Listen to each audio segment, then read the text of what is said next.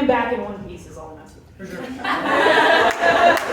But keep it for a day or two at least. Just, Sounded like all.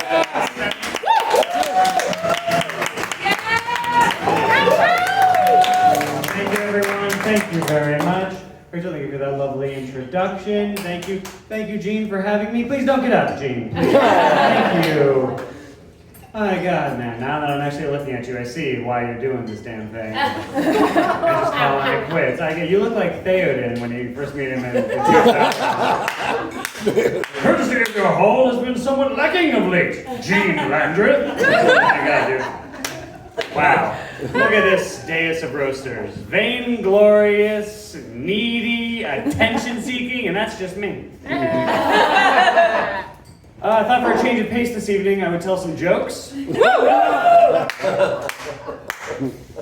I cry, I've done something terribly wrong. I would like to thank Brian for taking a break from hosting your game show to this evening. Yeah, them. You can't tell by looking? Read the room, Brian. Okay, read the room.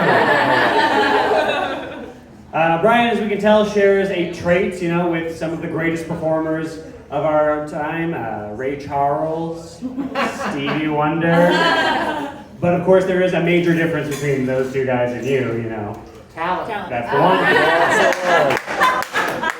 Step on another one of my fucking punchlines, Brian. But as you know, they were men of color, or as Gene would call them, men of colored. But Brian told me himself. He's like, I don't see color. The movie, your favorite movie is Young Frankenstein, but the world's not black and white to you. It's just black, and I appreciate it. By the way, being blind isn't a disability. There are blind superheroes.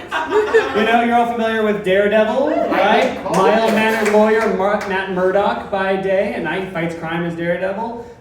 Brian does comedy by night, and by day, I learned you are in porn. I did not see that coming. Neither did you.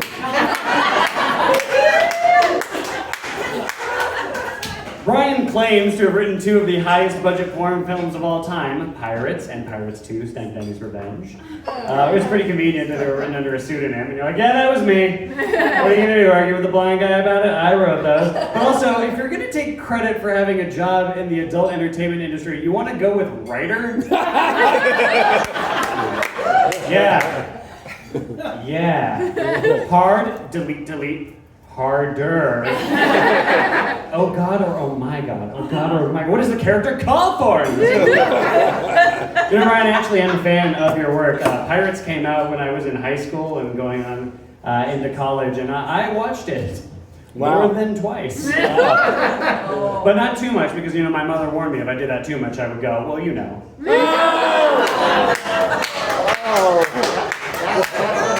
well, At least one of us listened to our mothers, and you'd think it would have been you with your exceptional hearing now. Tina Marie Kelly is here. Look, this is what a roast is. Yeah. None of this fucking sentimental reading poetry bullshit.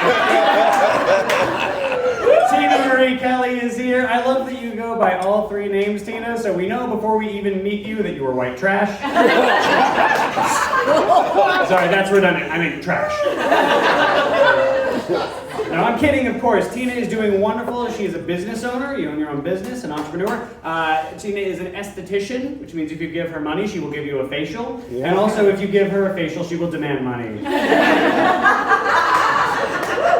She's not a charity case. This is a business. Tina is also an artist. She's a performer in the local community theater. She's a singer with a local cabaret. She's a dancer. In a word, a failure. Tina is engaged to be married. Come on, clap it up, yes. It wouldn't be the first time Mike has given her the clap.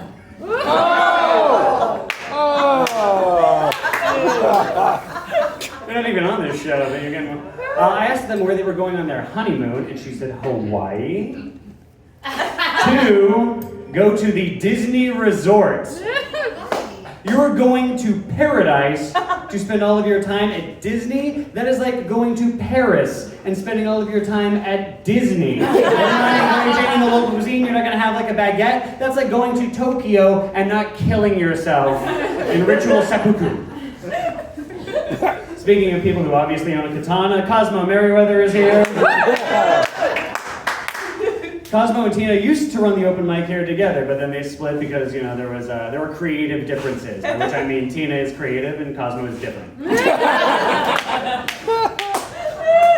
Cosmo Merriweather. There is nothing I can say to you tonight that is worse than what your parents did when they saddled you with that name. You sound like you are a hobbit that performs close-up magic. Also, the Cosmo, a cocktail very popularized by Sex and the City, which is as close as Cosmo will get to either sex or living in a city. That show, also renowned for high style, and Cosmo also has what we will call a style, certainly a distinct style, in much the same way that like EDM is technically a style of music, and like if I'm very far away or very high, I appreciate it. All right, pomegranate boy. Cosmo once told me that he buys all of his clothes on Wish, which is appropriate because you look like the Wish version of the leprechaun or the licorice guy from Candyland. Tom Wolfe is here. Yeah. Jordan Merrick is here. Tom, that's a lesson in brevity. Oh, thank you. Jordan, like myself, uses they, them pronouns, and some people get confused by that. Allow me to explain. You see, anyone who knows Jordan knows that they are a foodie, right? And as the moniker goes, you are what you eat, and no, this isn't a joke about Kendall's pussy. Oh. Gene, this is not a joke about your daughter's pussy. Wow. No, Jordan is a foodie, but despite this, Jordan really enjoys like gas station snack cakes. And Swiss rolls, honey buns, Twinkies, particularly ho-hos. And the more ho-hos that you cram into your mouth, you are what you eat. So you are not just a ho, you are two hoes, thus they, them. Oh. You became multitude today. And much like your material, it is bland and tasteless. Oh, no! Hey, Jordan can handle that. Because Jordan knows who they are. They shouldn't hate themselves because they're not on the fucking gender binary. They shouldn't hate themselves because they're a lesbian. They should hate themselves because they do improv comedy. Yes, and they should hate themselves because they live in LA. And even though we are in a drought, you insist on keeping things wet. That was a joke about your daughter's pussy.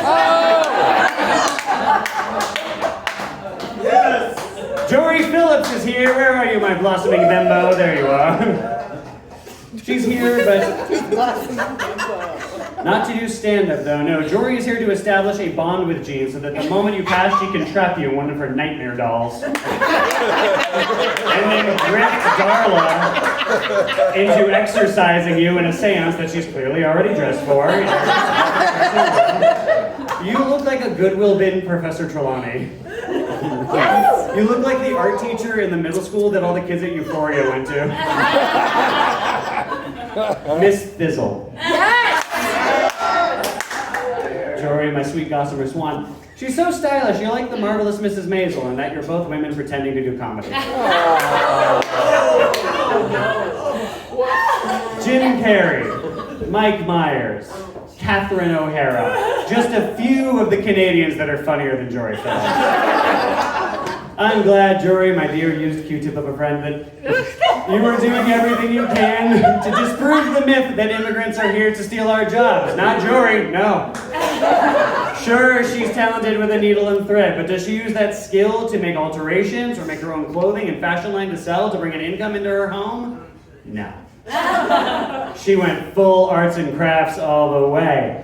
Sure, sometimes she'll do a gig, but even then she makes it a character piece. It's like, I don't have a job. Jory from production has a job. Like Stephen Colbert, but worse. The real Jory would never have a job. There's no whimsy in jobs. There's no, how are you supposed to grow into your role as a half-crazed beggar woman if you have a job? But I get it, my little decorative bottle full of shampoo, sequins, and deodorant hair. Deodorant hair. Underarm hair. Underarm hair. I fucked that joke up. So bad. But to be fair, Jory has had real jobs. She has been a nanny, and I ice cream maker, and with all of those kind of kid-centric jobs, I'm glad to know that unlike monkeypox, pedophilia isn't something that you could get by getting touched. We are still here for the roast though, right? We're not starting to pull back because we've come to the end of the hour, and by that I mean your final hour. Oh, dude. Gene, I also don't know you. But apparently Brian has a crush on me, so I've been asked to do this. That's true. You know, a full life, and it has all led down to this. In all seriousness, I am really touched that you asked me to do this because we only just met. I found out only recently that you started doing stand-up, like in the last year or so, which I was very surprised by to be getting started so late in life. And then I found out you had had a stroke, and it made more sense.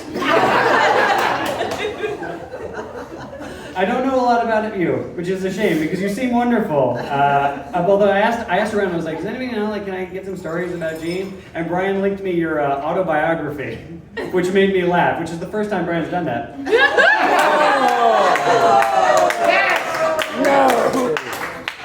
And I said, thank you, Brian. Read my lips. Thank you, Brian. But I'm not going to crack open a book to write jokes for a guy who's not going to remember them come Christmas.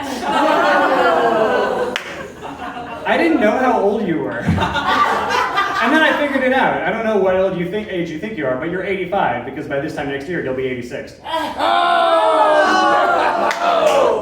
This is what you wanted, right? Because I do. I really love watching you perform. You take your time, but you always end with a punch. You're like a domestically abusive tortoise. My point being, though, that no matter how long it takes for you to wheel on up here and go through your set, it always makes me laugh, which is another note for Tom Wolfe. And of course, I know I brought up I know you would never lay a hand on your beautiful wife, Darla. I also found out that Darla is 16 years younger than you are. And I would call you a cradle robber, but clearly she's the one robbing the grave, so. But I want what the two of you have. I think this is fantastic. Like, you are ending your life with the love of your life, and you still have all your faculties. Like, this is the best case scenario. Right. I want everybody here who's like starting to get a little weirded out by the fact that I'm doing this properly, that the best case scenario in a loving monogamous relationship is this. It is one of you being one statistically way older than the other one, and then going off peacefully while you still have. Actually, no. The true best case scenario would be if on the way home tonight you got in a terrible car accident and you both went out at exactly the same time. That is the best case scenario. The World Trade Center on September 11, 2001. That is the best case scenario. Somebody who didn't have to make a phone call. That is the absolute best case scenario for the two of you in a loving monogamous relationship. So maybe book a flight. I don't know. Look, we are all going to die someday. Guitarist, we are all going to die someday. Finish it up with hallelujah. We're all going to die someday. Everybody, I want you to turn to your neighbor. If there's somebody that you're here with, they're a stranger. If there's odd numbers, you can look for me and we'll make eye contact. But I want you to say to them, we are all going to die someday. Do it now. I'm not fucking around. Do it. So don't tell me. Look at each other. Have a moment of freedom. And okay, now you're still doing that. And tell them, and that's okay. And that's okay. It's just Gene's just going to be first. Yeah. We don't know that. Yeah. We do not know that. We none of us know. It's the safe bet, but we could have a dark horse. Well, no, Brian's driving home tonight, so. That's right. But Gene, in the fucking moment of like, I know it's a roast and I have to be sentimental because you're dying or whatever. I would do, in the words of one of my favorite writers, Terry Pratchett, I didn't want you to say, don't think of it as dying. Think of it as leaving early to beat the rush. Yeah! Because we're also going to be living in this fucking shithole of a world that we've inherited, so enjoy heaven, I guess. And before I go, because I'm getting the light and you're about to start walking toward it,